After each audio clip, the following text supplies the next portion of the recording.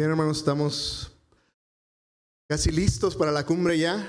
El día de ayer tuvimos una reunión de voluntarios, más de 40 voluntarios listos para servir, y entonces creemos que Dios va a hacer grandes cosas. No más que la mala noticia es de que, ¿recuerdan cuál es nuestra meta?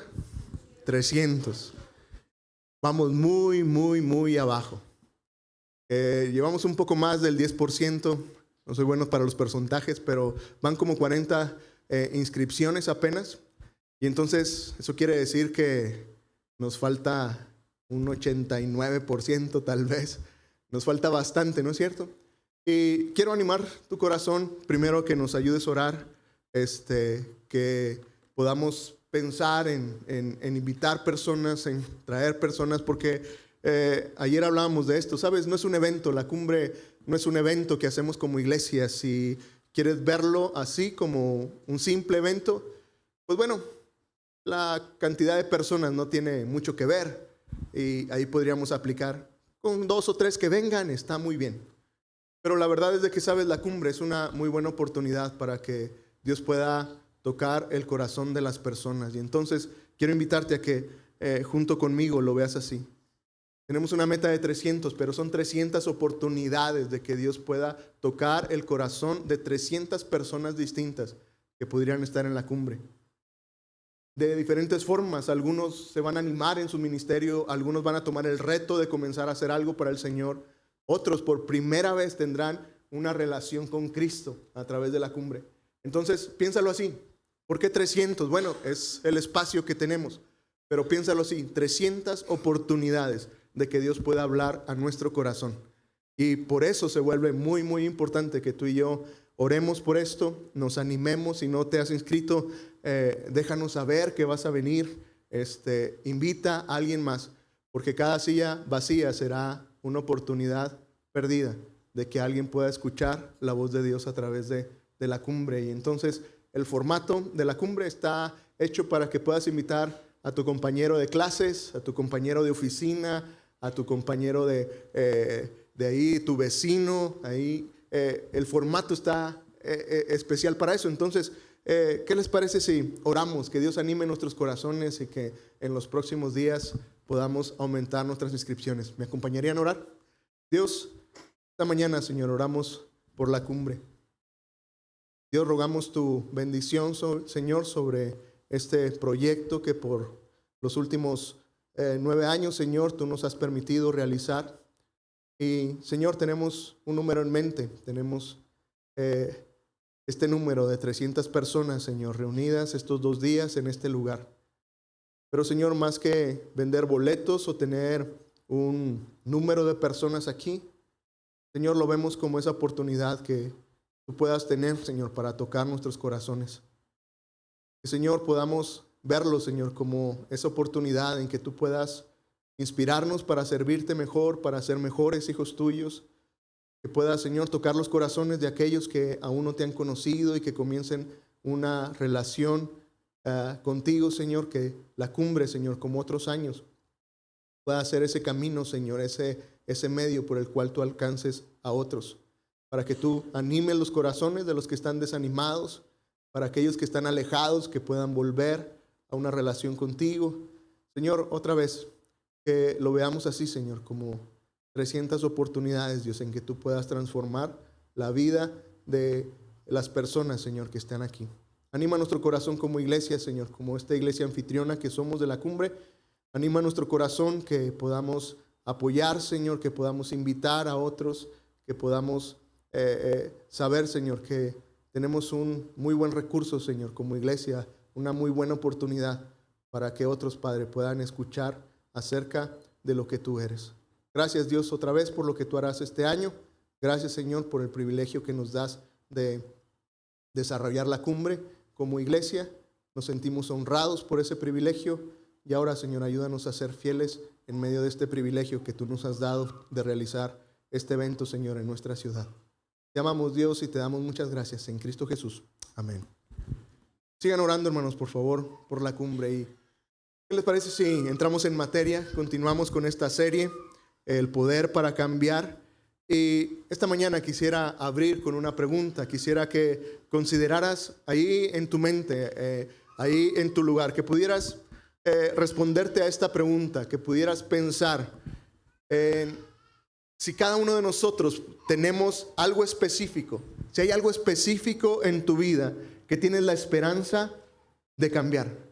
Pudieras pensar, pudieras traer a tu mente a algún aspecto en específico que tienes la esperanza que sea distinto, de que cambie en ti. Les doy unos minutos. ¿Puedes pensar? ¿Qué sería eso que tienes la esperanza que sea distinto? Y tal vez para algunos tu esperanza es que quieren que cambie y su esperanza es salir de deudas.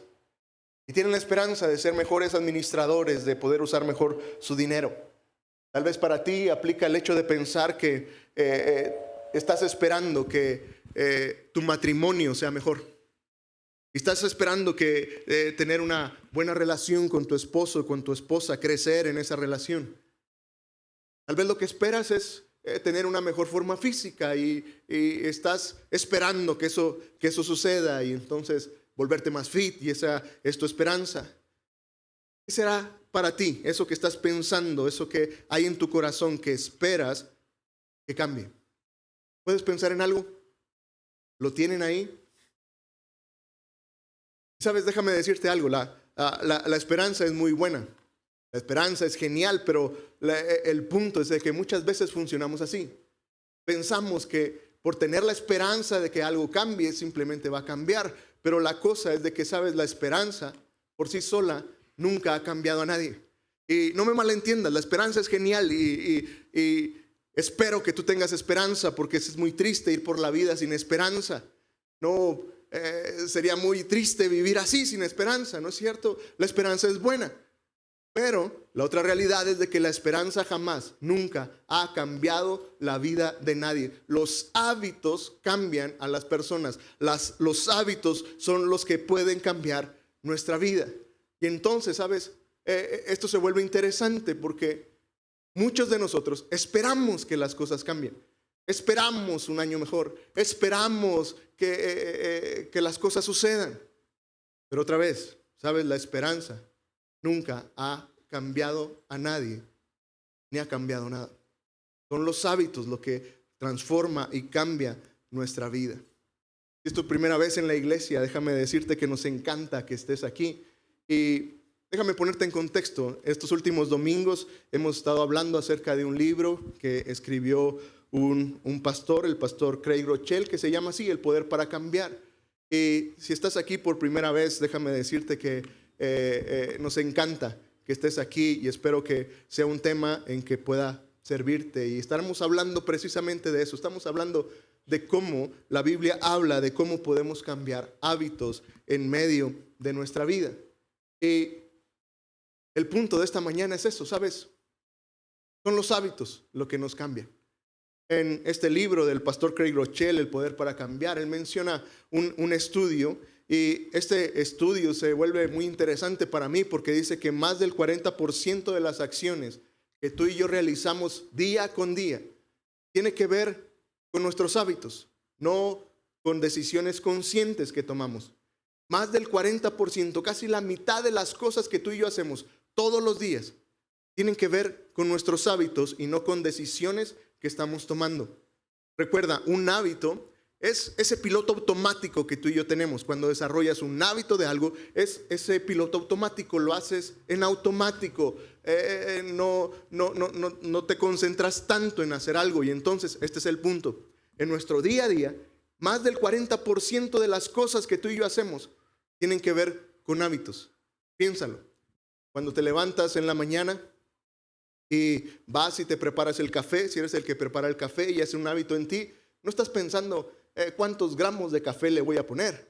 Ya sabes cuánta cantidad lleva tu cafetera para que quede el café como a ti te gusta.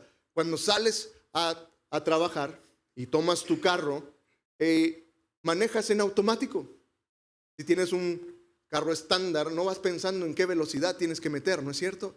Es algo automático, es algo habitual en ti, tienes ese hábito. Aún más, la ruta que sigues para llegar hasta tu trabajo, tu escuela o tu oficina, lo haces en automático. ¿Te has dado cuenta de eso? Porque es un hábito. De hecho, ¿no te ha pasado que vas a otro lugar y de repente llegas a la oficina o a tu trabajo y, caray, yo no tenía que venir por aquí, porque lo haces en automático?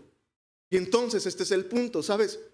Si más de la mitad o más o menos la mitad de las cosas que tú y yo hacemos en nuestro día a día tienen que ver con hábitos, no con decisiones conscientes, si quieres cambiar, si quieres transformar tu vida, ¿sabes? Tendrías que cambiar los hábitos que hay en ti. Y entonces es de lo que estaremos hablando ahora. ¿Cómo cambiamos los hábitos? Pero hoy quiero centrar tu atención no en cualquier hábito. Quiero hablarte de estos hábitos sagrados. Quiero hablarte de estos hábitos que pueden transformar nuestras vidas, que por lo general subestimamos. Le puse así: hábitos sagrados o hábitos santos o hábitos que tienen que ver con nuestra relación con Dios. Y quiero tomar como ejemplo la historia de un hombre en la Biblia que me parece que es genial. Es este hombre llamado Daniel. De hecho, tiene un libro en la Biblia que se llama Daniel. Y si tienes tu Biblia por ahí, quieres buscarlo, encuentra ahí el libro de Daniel. Y vamos a comenzar en el capítulo 6. Esta historia, si tienes tiempo en la iglesia, si eres como yo, desde chiquito en la iglesia, te acordarás de esta historia. Es una historia genial. Ahí en el capítulo 6. Y déjame darte el contexto de lo que está sucediendo alrededor del capítulo 6 de la vida de este hombre llamado Daniel. El contexto de la historia es que en el año 587 antes de Cristo, ¿sabes? Había un rey que se llamaba Nabucodonosor. A ver, pues díganlo conmigo. Nabucodonosor es como un trabalenguas, ¿no? Ahora vamos a decirlo al revés, no se me... Nabucodonosor. Entrené toda la semana para decir este nombre. Era un rey muy malo. Resulta que Nabucodonosor era el rey de los babilonios. Y en sí el rey no era malo, el rey era peor, era una persona muy, muy mala. Tenía ese deseo de ser muy duro en las guerras. Y en el año 587 más o menos, dicen los historiadores, que los babilonios atacaron Jerusalén y devastaron toda la ciudad. Resulta que quemaron el templo, destruyeron la ciudad, pero con las personas hicieron algo, los tomaron cautivos. Y la idea de este rey Nabucodonosor tan malo era que estos cautivos fueran traídos a Babilonia y que fueran adoctrinados con la cultura babilónica, y que entonces de alguna manera la conquista sería: voy a convertir a estos judíos en hombres, en mujeres babilónicos, que adopten la cultura, que adopten la religión, que adopten todo y se vuelvan babilónicos. Y entonces es lo que hizo Nabucodonosor. Fue lo que hizo este imperio de Babilonia.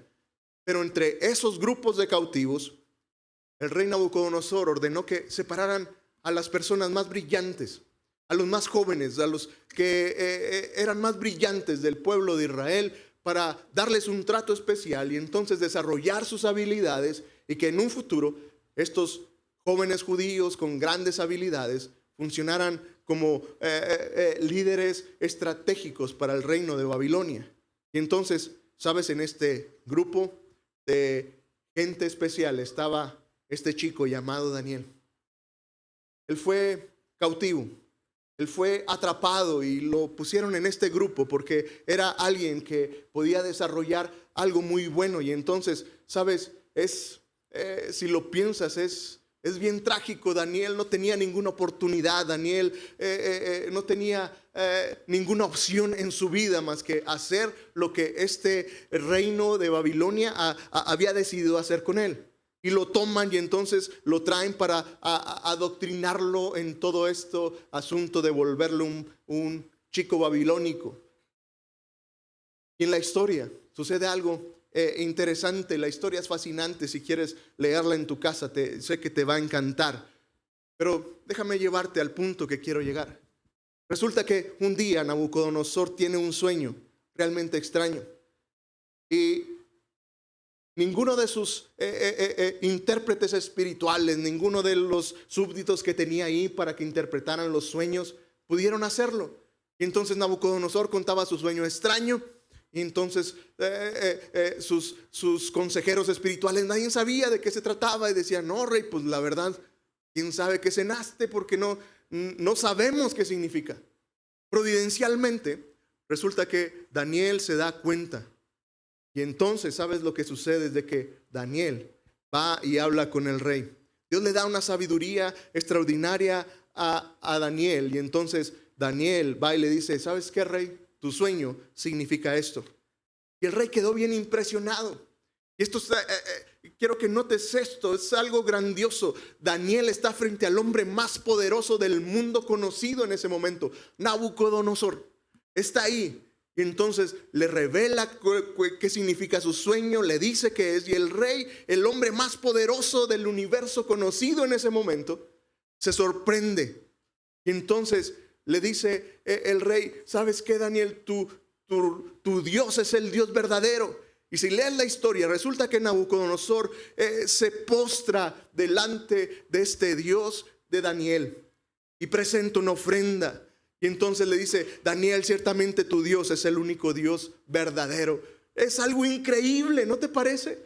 Un jovencito hablando con el hombre más poderoso, y Dios lo usa para que este hombre tan poderoso reconozca que no hay otro Dios más que el Dios de Daniel. Se postra, ofrece una ofrenda y reconoce, no hay un Dios como el Dios que tú tienes. Y entonces, este es el punto que quiero llegar.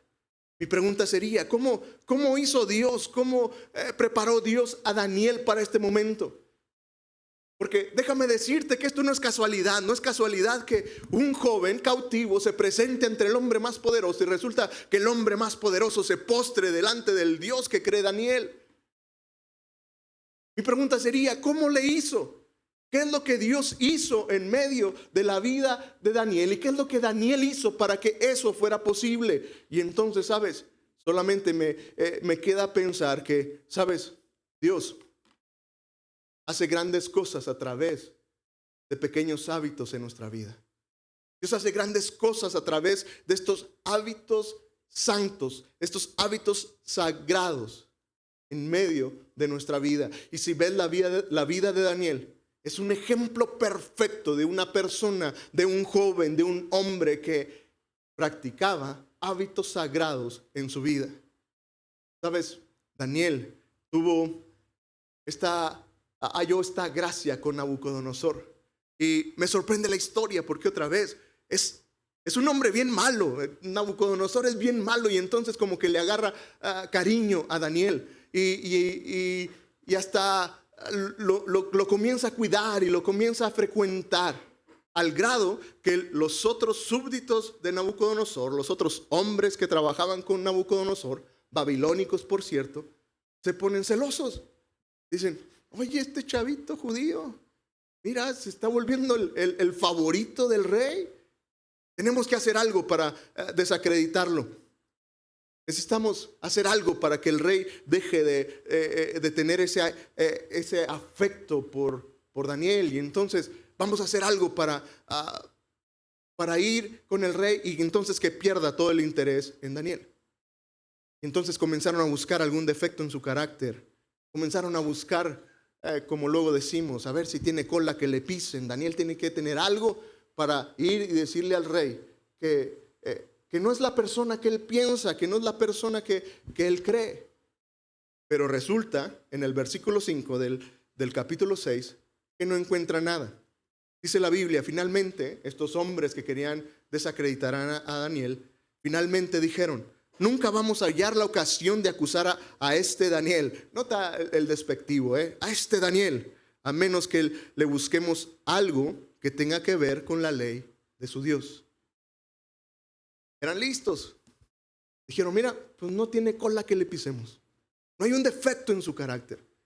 Pero si encontramos algo que tenga que ver con la ley de su Dios, vamos a hacer que entonces el rey deje de creer en él. Y se les ocurre la gran idea de ir con Nabucodonosor, el hombre más poderoso del mundo, y entonces le dicen, rey, necesitas hacer una ley que diga que en los próximos 30 días, todas las oraciones tienen que ser solamente para ti, oh gran rey Nabucodonosor. Tú eres el más grande del universo.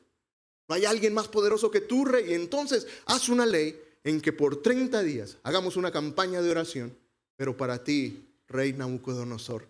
La gente se vuelve loca con el poder, ¿no es cierto? Nabucodonosor realmente creía que él era como un dios.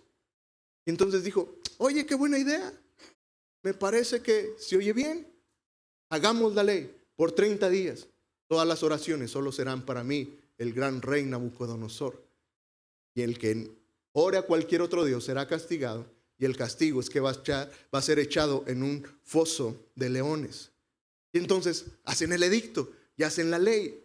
Y entonces aquí es donde la historia se pone sabrosa, ¿no? La historia se pone buena. Porque en el versículo 10 del capítulo 6 de Daniel, mira la reacción de Daniel.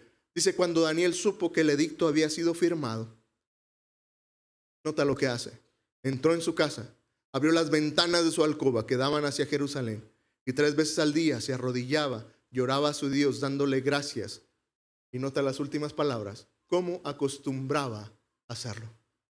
Un hábito de Daniel que siguió haciendo aún sobre el edicto del rey.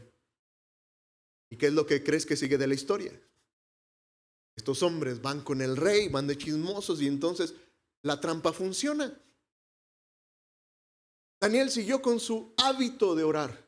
Y entonces van con Nabucodonosor y le dicen, oye rey, ¿sabes?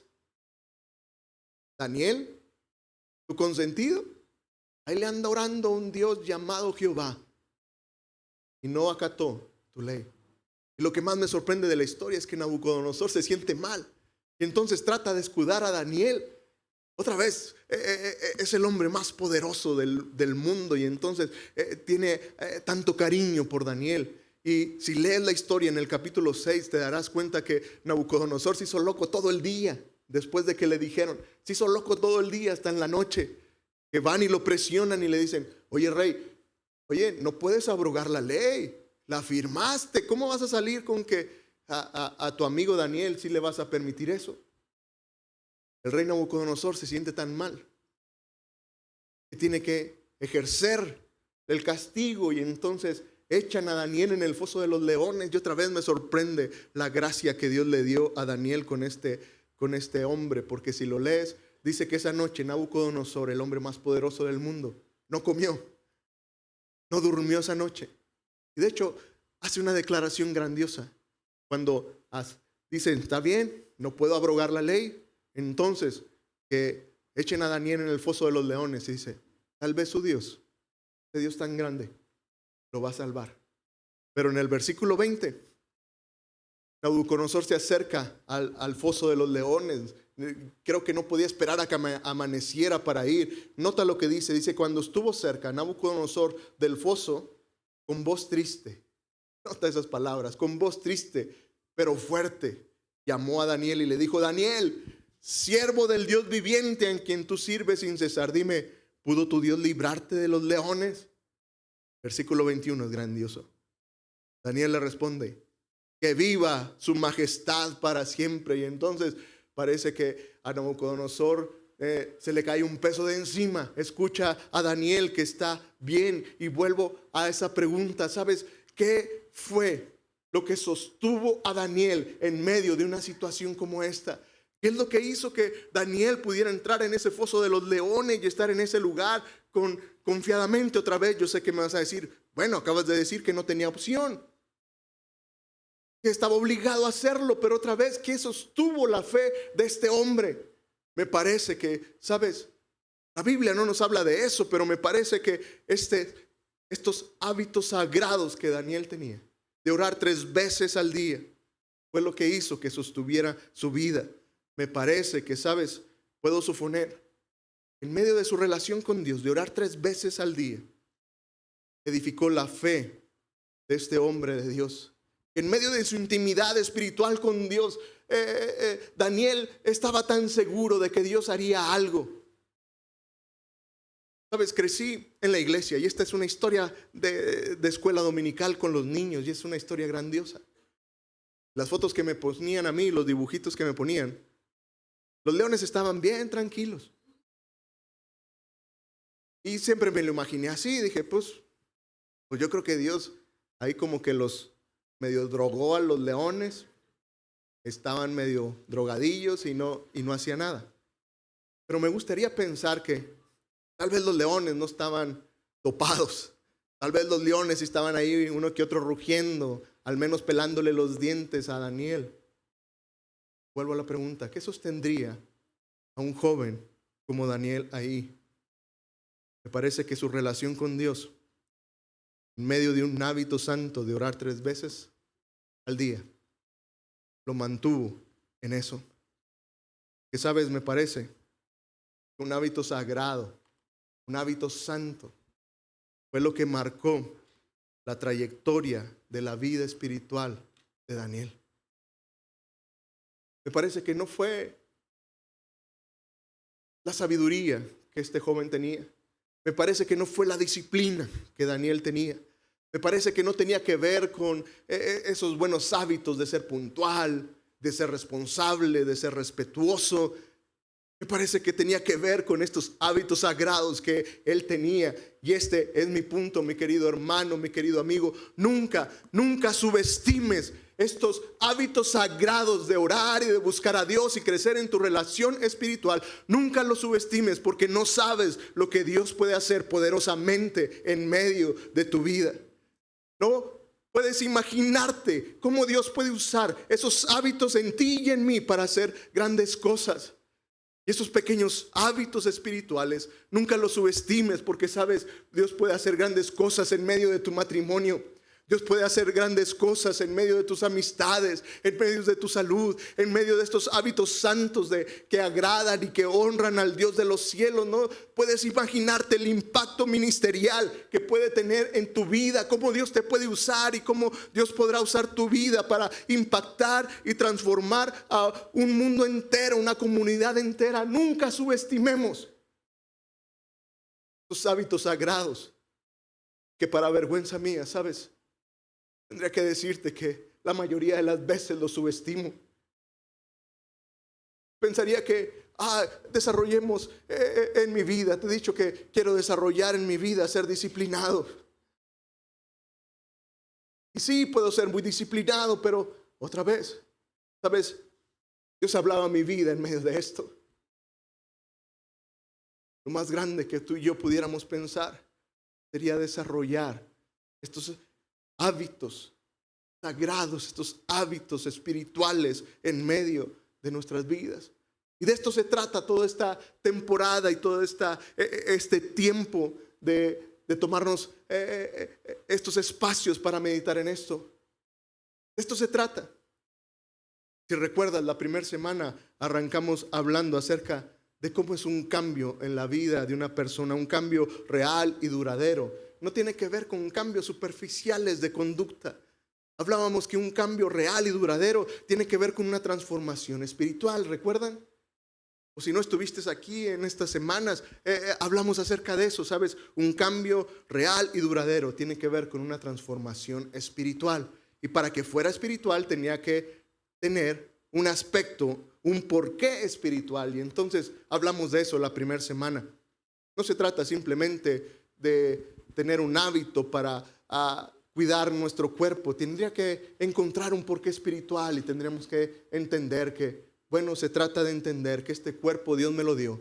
Soy mayordomo de este cuerpo y un día tendré que dar cuentas de él, y entonces tengo un porqué espiritual para cuidar mi cuerpo, y así pudiéramos pensar en muchas cosas. No se trata de tener un hábito para usar bien nuestro dinero y salir de deudas y tener dinero ahorrado. No, tiene un porqué espiritual, y el porqué espiritual de ser buenos mayordomos tiene que ver con convertirnos en esos mayordomos, instrumentos en las manos de Dios para ser canales de bendición a otros. Y cuando tú eres un buen mayordomo y eres prosperado y tienes dinero y sabes cómo usar el dinero, Dios podrá usar tu vida para que seas generoso y bendecir a otros. Y entonces tienes un porqué espiritual. Dios, quiero ser muy ordenado y quiero ser muy disciplinado y un buen mayordomo para que uses la riqueza que me des para bendecir a otros. Y entonces tenemos un porqué espiritual. La semana pasada hablábamos no solamente del porqué espiritual, hablábamos de cómo nuestra identidad marca lo que tú y yo hacemos. Y la semana pasada hablamos de que, sabes, tú y yo actuamos. La razón por la que hacemos lo que hacemos está basado en lo que tú y yo pensamos de nosotros mismos. Y entonces, ¿sabes? No solamente tenemos un porqué espiritual, sino que hablábamos de un quién espiritual. Y el punto es, ¿qué es lo que te potencializa? ¿De dónde es la fuente en que tú y yo podemos cambiar nuestros hábitos? Y tenía que ver con nuestra identidad. Y recordábamos que, ¿sabes? Tú y yo no somos lo que los otros dicen que tú y yo somos. Ni siquiera somos lo que tu mente y tu cabeza te dice que tú eres. Tú y yo somos lo que Dios dice que somos en Él, y eso es lo que nos potencia, eso es lo que es la fuente del poder para cambiar los hábitos más añejados en nuestra vida. Lo que Dios dice que tú y yo somos en Cristo. Cuando pensamos en nuestros hábitos espirituales o nuestros hábitos sagrados, ¿sabes? Tendría que ver con nuestro qué. Aquí va la pregunta para ti. ¿En qué clase de persona quieres convertirte?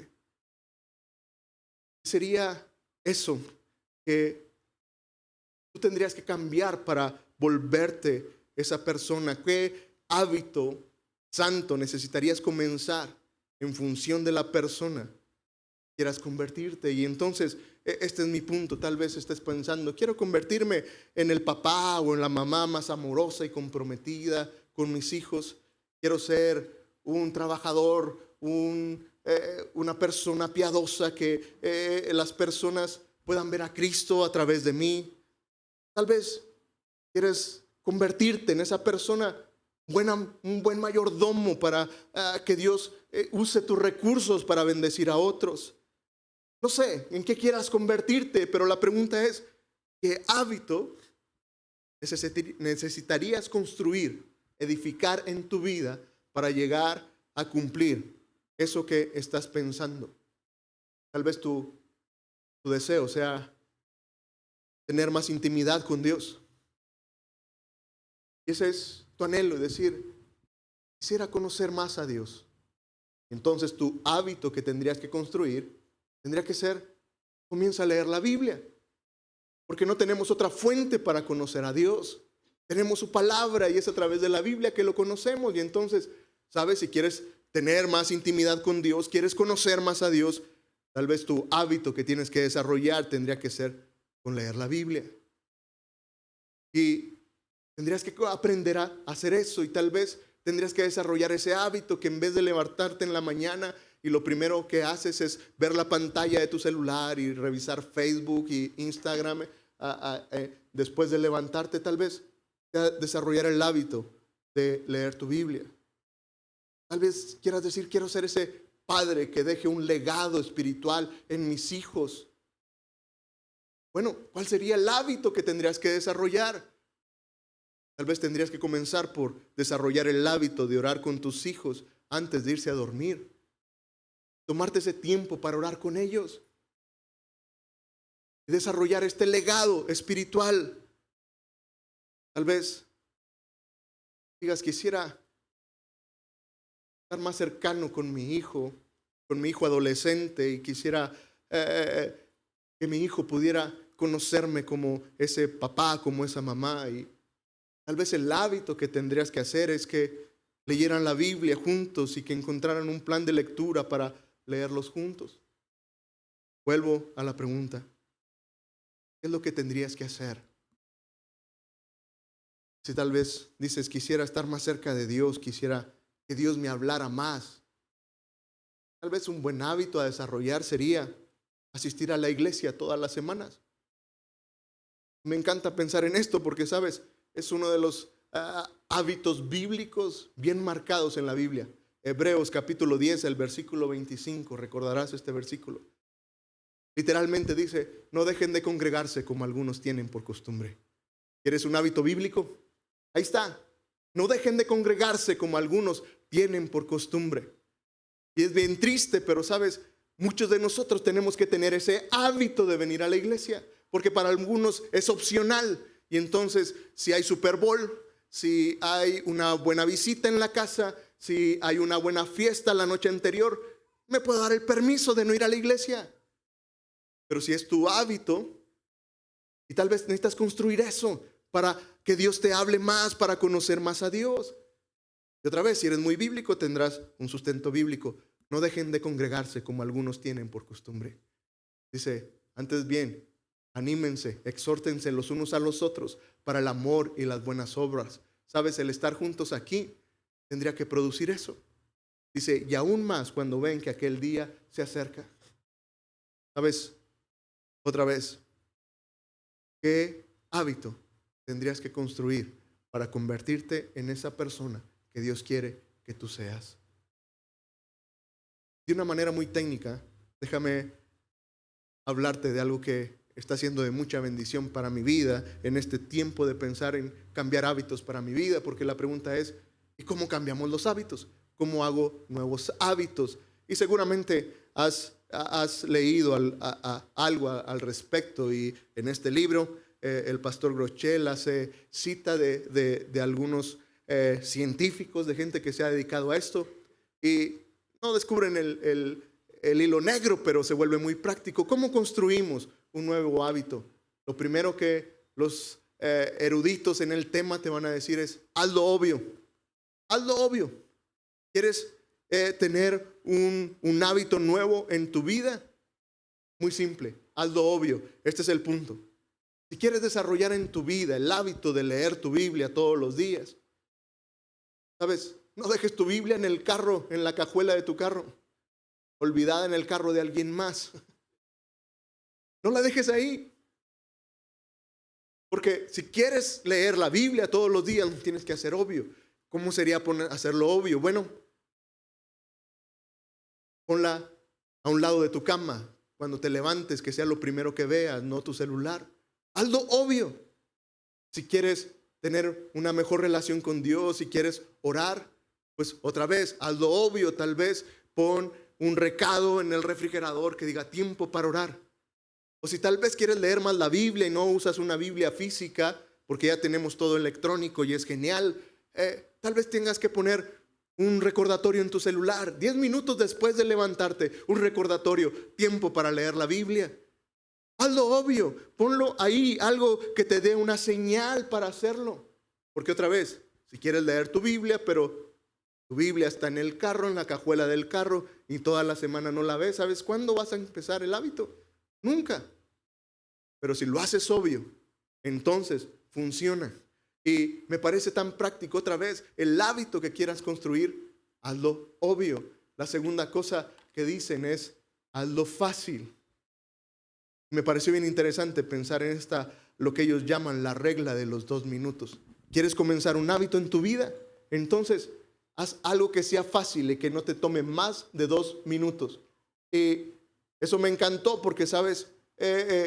La mayoría de las veces que yo quiero hacer un hábito, tengo una vara muy alta, ¿no? Soy de esos que dicen, oh, quiero empezar a hacer ejercicio, voy a empezar a correr y para el viernes voy a correr un maratón. Ustedes me ven, van a decir, no, pastor, en 5 minutos no corres en la caminadora y te estás bofiando ahí en 5 minutos. De aquí al viernes no vas a correr un maratón.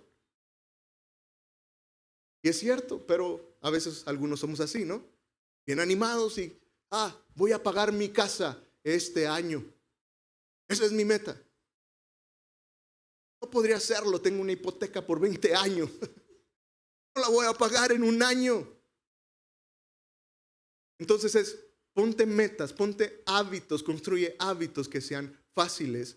Y este hombre, James Clear, el hombre que escribió este libro bestseller, Los hábitos atómicos, dice que esa es la clave para comenzar cualquier hábito. Convierte en algo que sea de 1 minuto o menos, que dure 2 minutos. Y entonces, ¿sabes?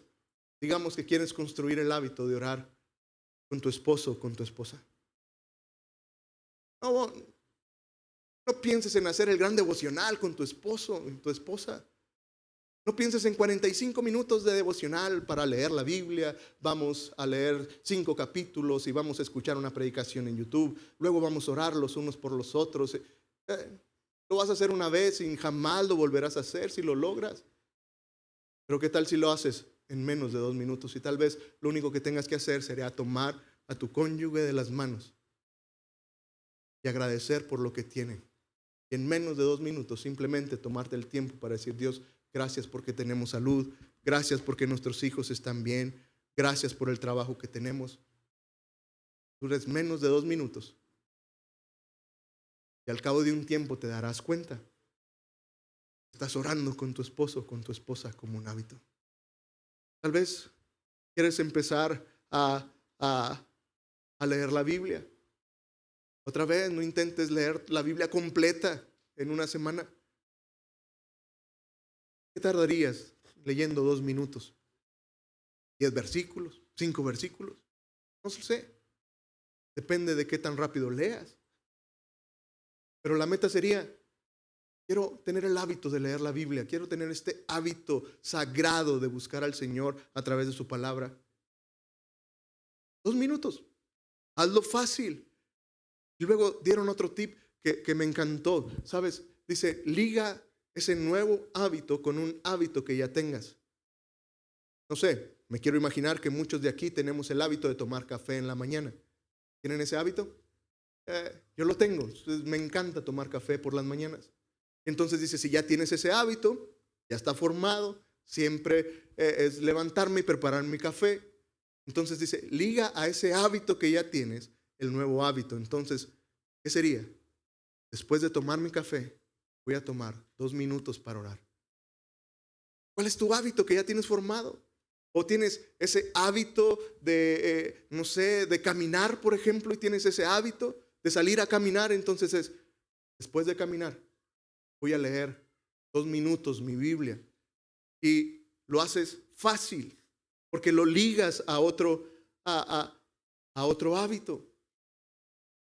Este es mi punto, mi querido hermano. Mira, creo que el apóstol Pablo lo explicó de una manera extraordinaria, y en lo que pasan los músicos y terminamos. La primera carta de Timoteo, en el capítulo 4, en el versículo 8, el apóstol Pablo lo puso así. Él dijo: el entrenamiento físico, y bien pudiéramos ir, los hábitos físicos o los hábitos de este mundo son buenos. Estoy de acuerdo. ¿Sabes? El hábito de ser puntual, el hábito de ser una persona fit, el hábito de ser responsable en tu trabajo. Ese tipo de hábitos son buenos. Qué bueno que lo podamos hacer, y Dios quiera desarrollar esos hábitos en ti y en mí. El hábito de la disciplina, el hábito de ser ordenado. Qué bueno. Pero el apóstol decía: el entrenamiento físico o los hábitos físicos son buenos, pero el entrenamiento para la sumisión a Dios es mucho mejor. El entrenamiento, hacer hábitos para vivir bajo la cobertura de Dios es mucho mejor. Dice: porque promete beneficios en esta vida y en la que viene. Y aquí está lo grandioso, ¿sabes? Otra vez, cuando piensas en un personaje como Daniel, ¿qué fue lo que hizo que Daniel fuera tan clave en medio de la historia del reino de Babilonia, que doblegó a un rey como Nabucodonosor ante el Dios que Daniel tenía? No fue su disciplina, no fue porque fuera muy responsable, ¿sabes? Fueron esos hábitos sagrados que él desarrolló.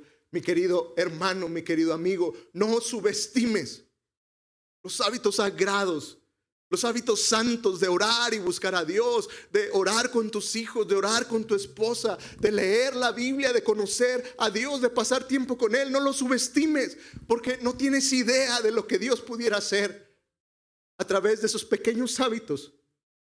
Dios podría cambiar tu matrimonio y serías mucho mejor padre y una mejor mamá. Y a través del hábito de leer la Biblia junto con tus hijos, ¿sabes? No tienes idea, tal vez Dios pudiera usar tu vida y la de tus hijos para transformar la comunidad en la que vives. Nunca subestimes los hábitos sagrados. Te lo vuelvo a repetir, ¿sabes? Me siento culpable porque muchas veces lo he subestimado. Y honro a las personas que son muy buenas en ciertas áreas de su vida y son muy disciplinadas para comer. Y son muy buenos haciendo ejercicios y quiero leer acerca de ellos. Y subestimo a la gente que tiene esos hábitos sagrados que impactan la vida. Y al final, ¿sabes? Hoy puedo entender que eso tiene mucho más valor. Abro mi corazón.